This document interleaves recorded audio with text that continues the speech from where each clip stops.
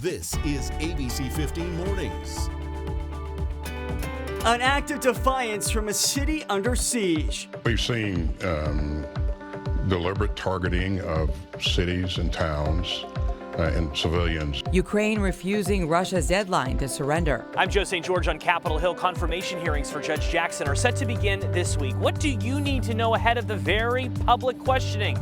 We go in depth next. Tired of a scratchy throat, watery eyes, and nonstop sneezing? Claritin has kind of been phased out.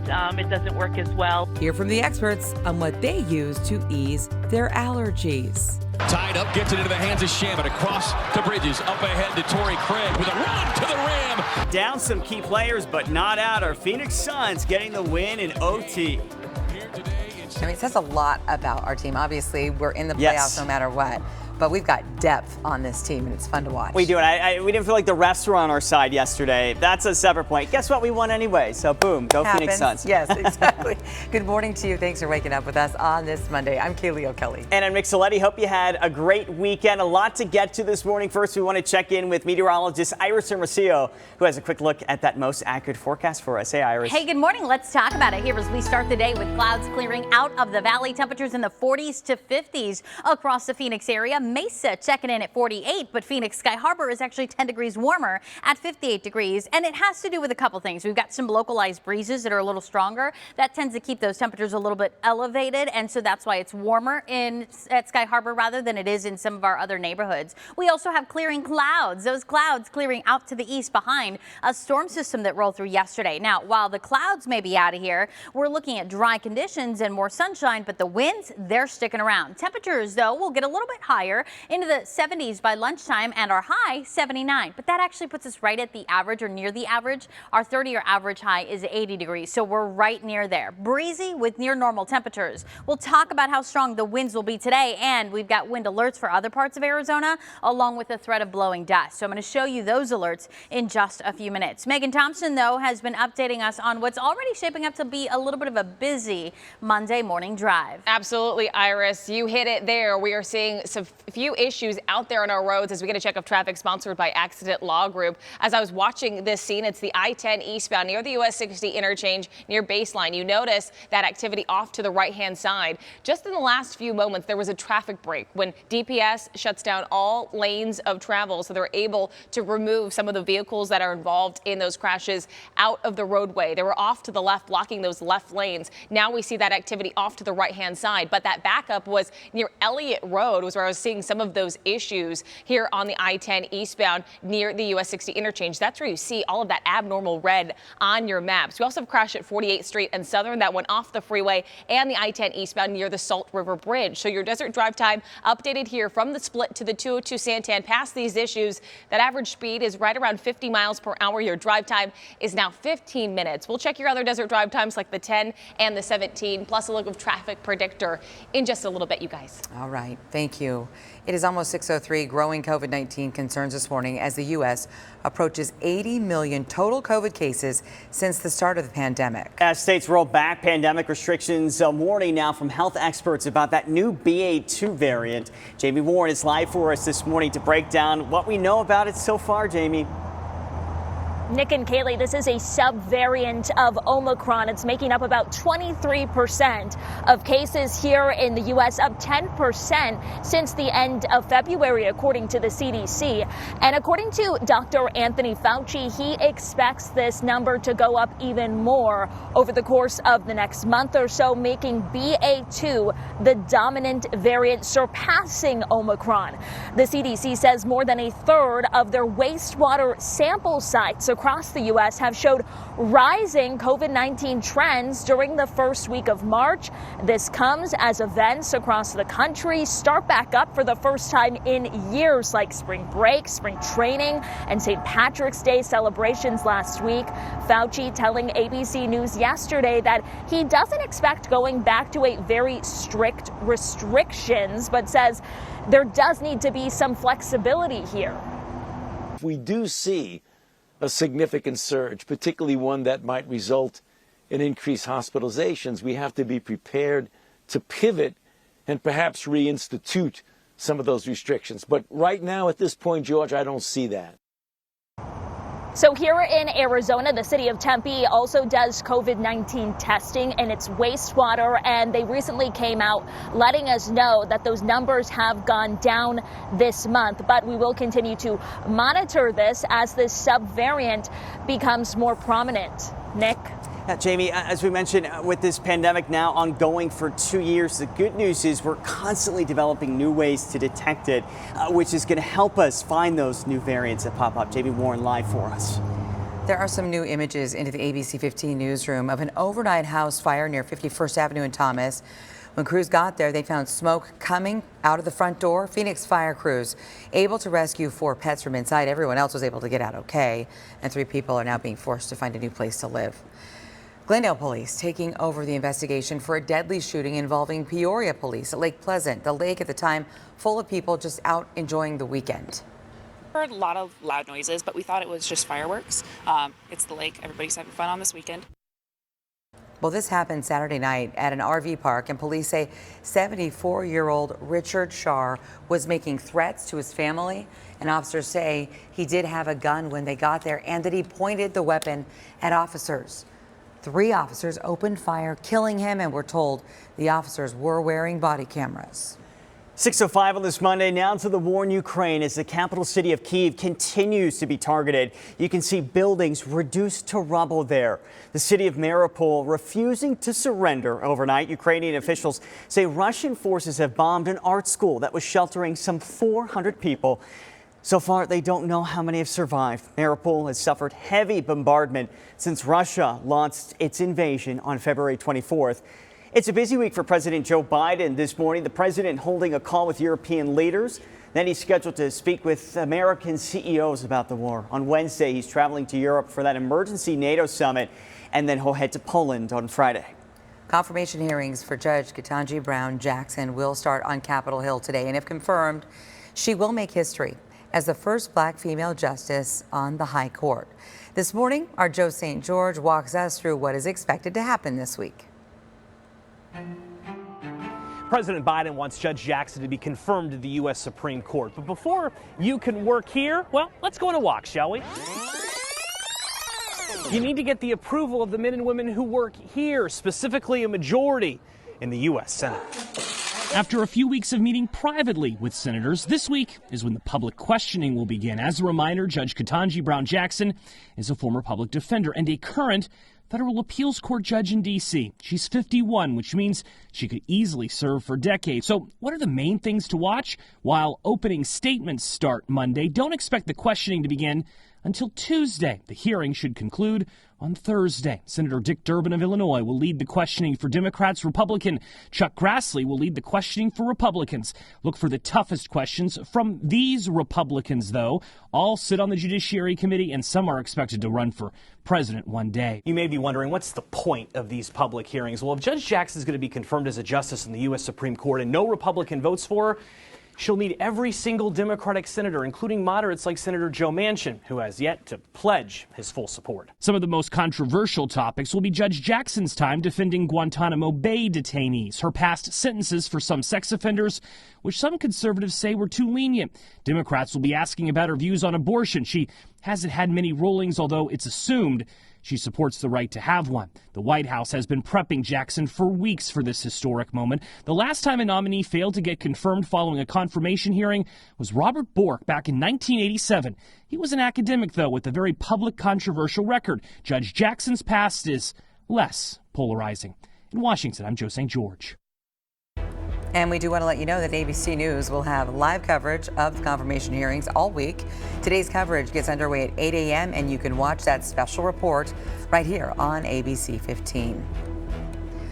Boy, we're staying fired up with our Phoenix Suns clinching win number 58 in OT. It wasn't easy. Chris Paul, Jay Crowder, Cam Johnson, Cam Payne all out with injuries. Then DeAndre Ayton and D-Book fouling out of the game. At one point, the Suns were down by 14 points. Okay, but in the end, the team rallied together for a 127-124 victory over the Kings. They have a short break before heading to Minnesota to play the Timberwolves on Wednesday. See, they got it together. You don't doubt them ever, right? They're doing so well. Oh, man, are they ever. Next on ABC 15 Mornings, as the president's Supreme Court nominee takes the spotlight today, a current justice is in the hospital. The latest on the health of Justice Clarence Thomas. Got Kleenex? A lot of us have needed a lot of it lately. But how do you know if you've got allergies, a cold, or COVID? And what should you do if you can't find relief at all? That's all still ahead. 6:09, let's take you live outside with this gorgeous view of the Phoenix skyline. I'm keeping my eyes, though, on those roads. The I-10 eastbound, definitely beginning to see more slowing now at this time. So we'll get an updated look at your desert drive time before you leave coming up. Thanks for watching ABC 15 Arizona, streaming 24/7 on Roku and these streaming devices.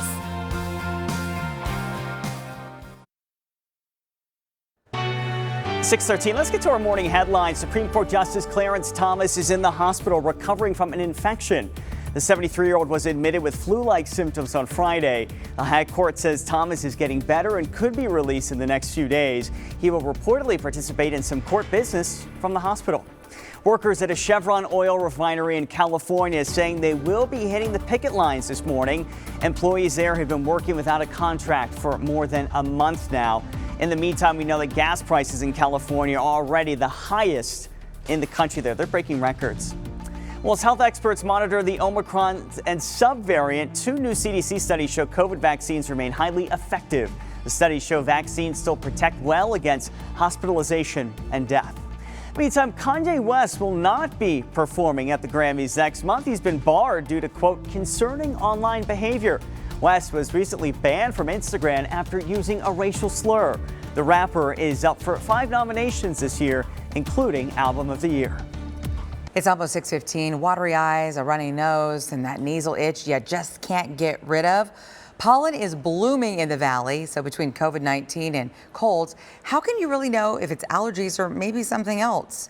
This morning, our Nohelani Graf sharing the true giveaway and also some really great ideas on how to find relief. We're all feeling it right now. That's the truth, Kaylee, and it's such a shame here because, you know, I'm out at Papago Park this morning. There are already people hitting the trails, and you just love seeing all these extra little pops of color, but you also know with those blooms come the pollen, that's for sure. And I, for one, when you add in the wind, have been ready to scratch my eyes out here the last couple of days especially. And really, it's your eyes. That's the telltale sign if you're trying to figure out what the problem really is. Is it a cold? Is it something else? So you're going to have those deep circles, those dark circles under your eyes, and also the redness. The other thing is you should not have a fever or body aches. If you do, then it is something else. When it comes to relief, local pharmacists tell me their own go-tos are those steroid nasal sprays that you can now get over the counter. Flonase and Nasacort are the ones who make them. There are generics as well. Their second choice is to go to an antihistamine tablet, and not all brands are created equal there either. Would stick with Zyrtec, Zyrtec, or even Allegra. Claritin has kind of been phased out. It doesn't work as well.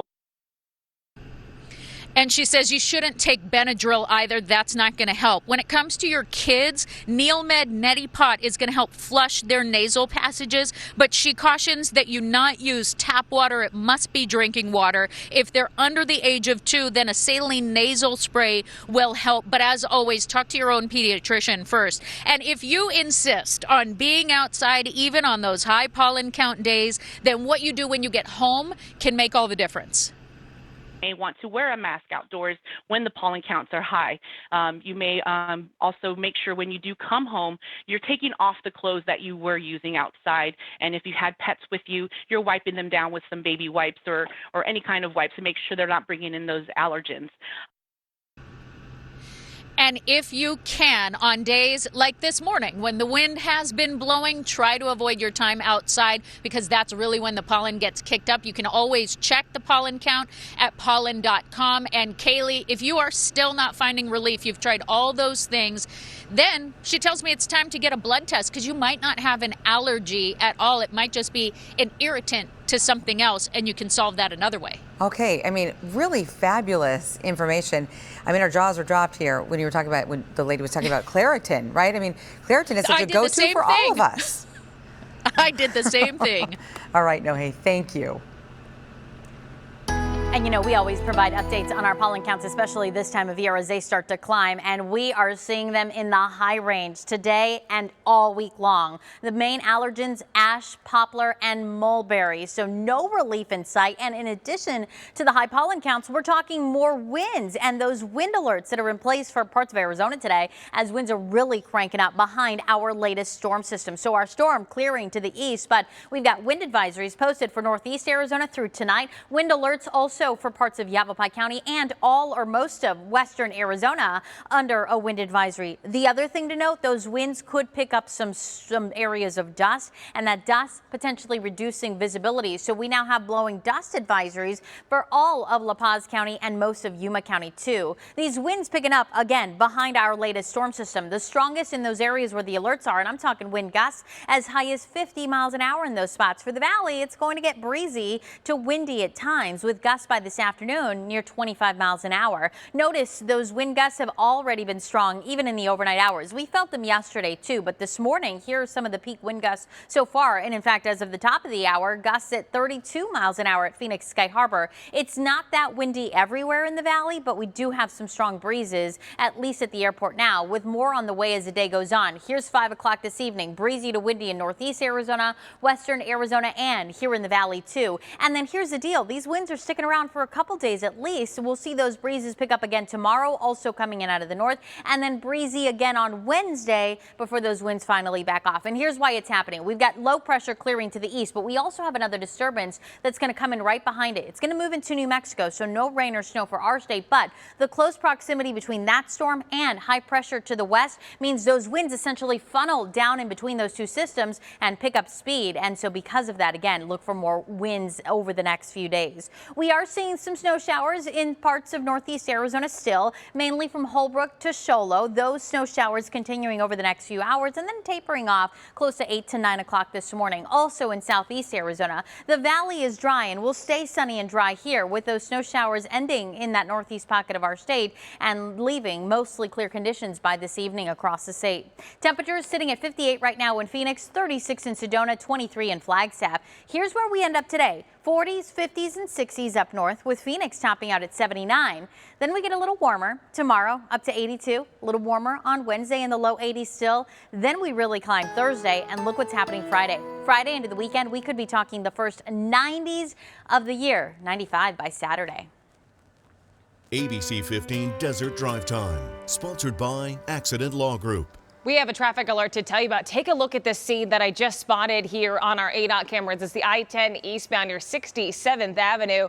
Looks like we have some debris that's been spilled into the road. An ADOT worker right here trying to work on that scene, plus the crash with the DPS arriving onto the scene. So folks are not able to get by in these center lanes. It looks like at least 3 are blocked off. The HOV lane is open, your left lane is open, and some lanes to the right-hand side. But this one looks like a mess out there, and I noticed lots of red on your maps in this area. Your speed, there it is, dropping below 10 miles per hour, and you make sure you are taking it slow because we do have folks working out there right on the roadway. You want to make sure you are alert in this area. 59th Avenue and Bethany Home Road, we also have a crash in that area. The 202, the South Mountain Freeway here, the northbound lanes near V. Cleveland Way, a crash reported here. Your traffic flows are okay. Just be on alert. And we still have some issues off to the right-hand side on the I-10 eastbound near Baseline Road, right near the 60 interchange. 48th Street and Southern Avenue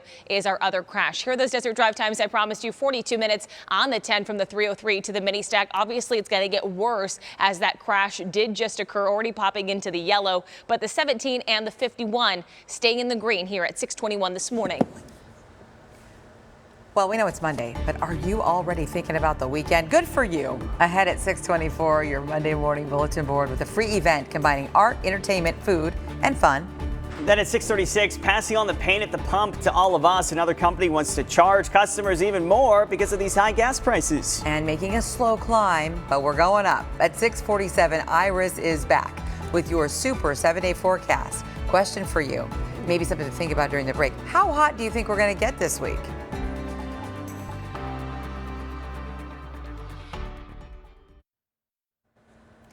Well, hundreds of artists from across the country are coming to the Valley this weekend. Let's take a look at your Monday morning bulletin board. We're helping you make plans. It is time for the annual Tempe Festival of the Arts. It's back. 350 artists will be spread across 10 blocks of downtown Tempe. If you've never been, I highly recommend it. It is so much fun. They're going to be showing off their greatest creations. It runs Friday through Sunday, 10 a.m. to 5:30, and all day. Bands are going to perform on 4 separate stages, and there's also more than 36 entertainers, including jugglers, caricature artists, even henna artists. Local vendors will also be out there to check out, and of course, plenty of food, plenty of beer, and wine gardens. Admission is free. It is the 45th year for this, helping you make your weekend plans on a Monday. How about that? Well, that is today's bulletin board. 6:26 tonight, have a family movie night. Why not? And also take action for a great local organization. This is a great movie. NFL Hall of Famer and former Cards QB Kurt Warner hosting 2 screenings of his biopic, American Underdog. All the proceeds are going to go to Treasure House, and it provides safe and independent housing for adults living with disabilities. So this is happening at Majestic Theaters in Tempe. Warner will be there to do a Q&A with the audience. After the movie, there's also going to be special giveaways for sports fans and movie lovers. He and his wife, Brenda, the biggest hearts ever. We're Absolutely. so lucky to have them here in this community. And they are committed to Treasure House, which is just a wonderful organization. Up next at 6:30, packing her bags are Joe Ducey taking action to help a woman after her apartment complex told her they would no longer accept her housing voucher. From watching on the big screen to immersing themselves in it, students at ASU gearing up for that brand new film school. And guess what? We're taking you inside for an exclusive behind-the-scenes tour. And tackling the gas tax debate, more states are pausing that extra tax on fueling up your car, but others say it's Capitol Hill who needs to do something about it. I'm going to break down where Arizona leaders stand on pausing that tax.